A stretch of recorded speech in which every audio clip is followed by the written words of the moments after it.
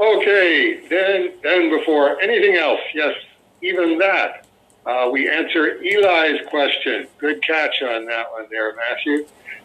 Since he asked last month, and we skipped him.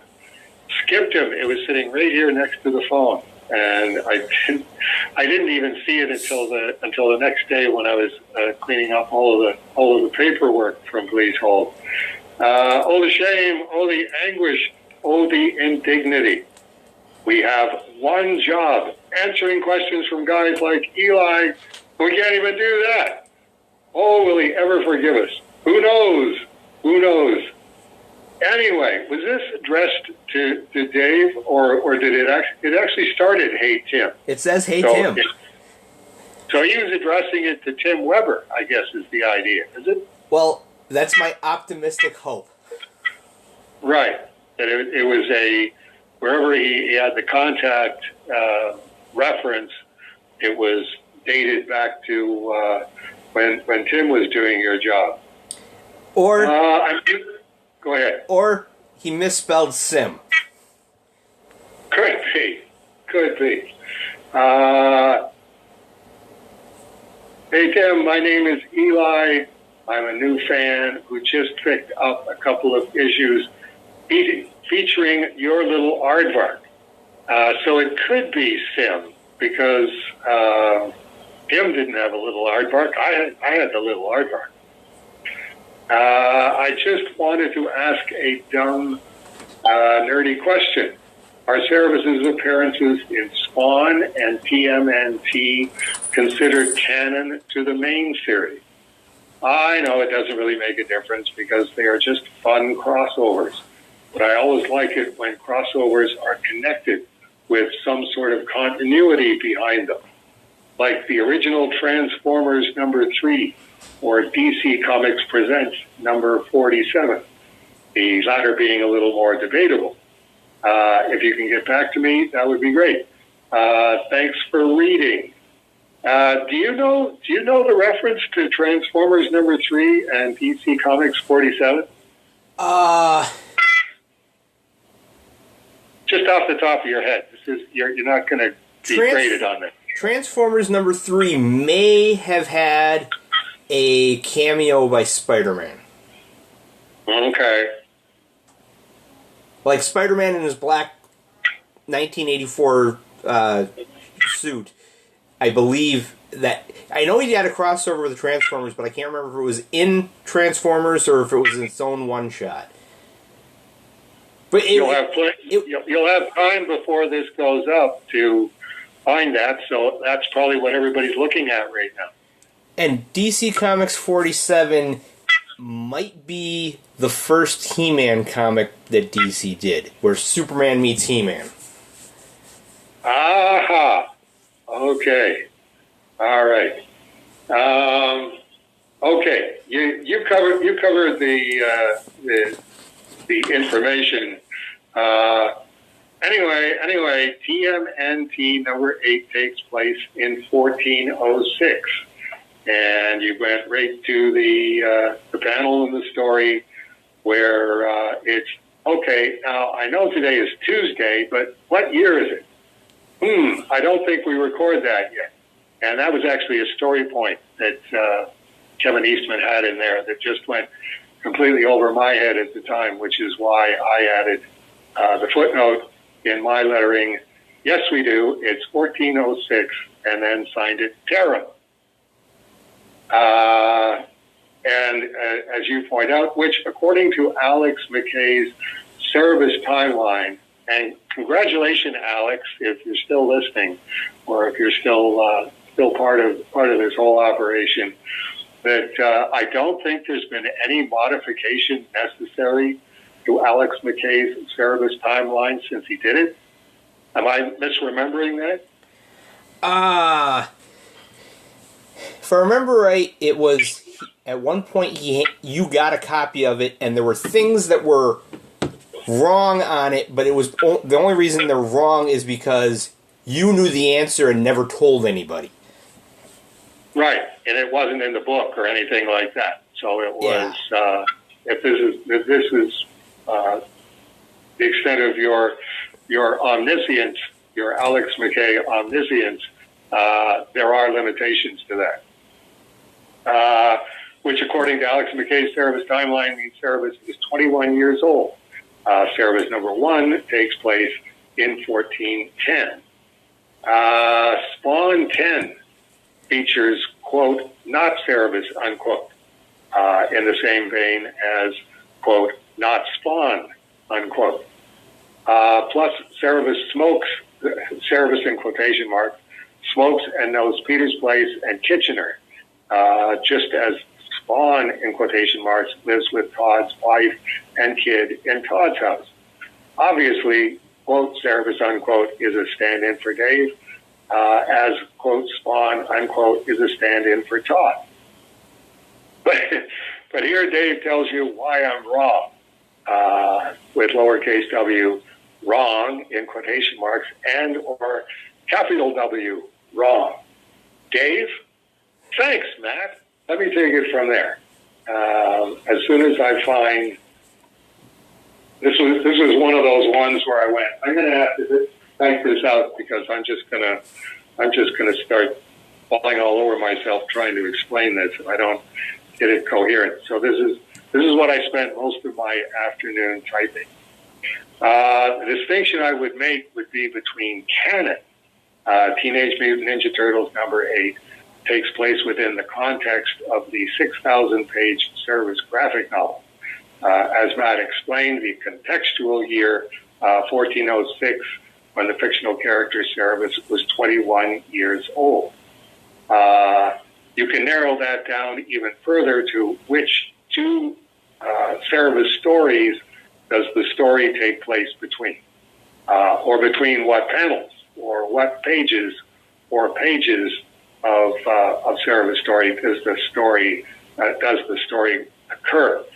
As you point out, Service number 1 is 1410, so this is actually pre-Service number 1, but there's also a number of pre-Service number 1 stories from Service Jam and whatnot that if you want to get really granular about this, then you would have to look at it and go, oh, okay, this is TMNT number 8, and it takes place between such and such pre-number 1 story and such other pre-number 1 story. That's just the lead-in. So the distinction is between canon and macro canon, or super reality, which is where Spawn 10 occurs. This is a fusion of creator Dave Sim and Dave Sim's character Cerebus, having elements of both and fixed within real-world chronology. Dave Sim smokes. He's hanging around with Mike Cave at Peter's Place. Compelled inference, therefore, is that it's the publication year of 1993 or the year it was written, 1992. You can narrow it down even further than that, extrapolating from Cerebus saying on the second last page on the phone with Mike Cave, I'll be in after the Leaf game. They're at home to Detroit, unquote. You can narrow it down even further than that. As Cerebus and Spawn are walking across Scott Street from Market Street walking across Scott Street from Market Square to Peter's Place in Kitchener on King Street, there's a covering of snow on the ground. What Saturday night, and I put in parentheses an S, it's either a Saturday night or Saturday nights, in the 1992-1993 season, during the winter months, were the Toronto Maple Leafs at home to the Detroit Red Wings, and was there snow on the ground in Kitchener? I didn't consciously reference that. It was a throwaway line. But if your specific interest is in canon and the different aspects of canon versus macro canon or super reality, there is probably a likely Saturday night candidate, or maybe two. Or more, if I'm remembering correctly, that the Leafs beat the Detroit Red Wings in one of the playoff rounds in 1993. That's how far back this goes. So I think that would be too late in the season to have snow on the ground. Far from a nerdy question, Eli, you're asking a comic art metaphysics-based question of the guy who has ended up a pioneer comic art metaphysics theorist.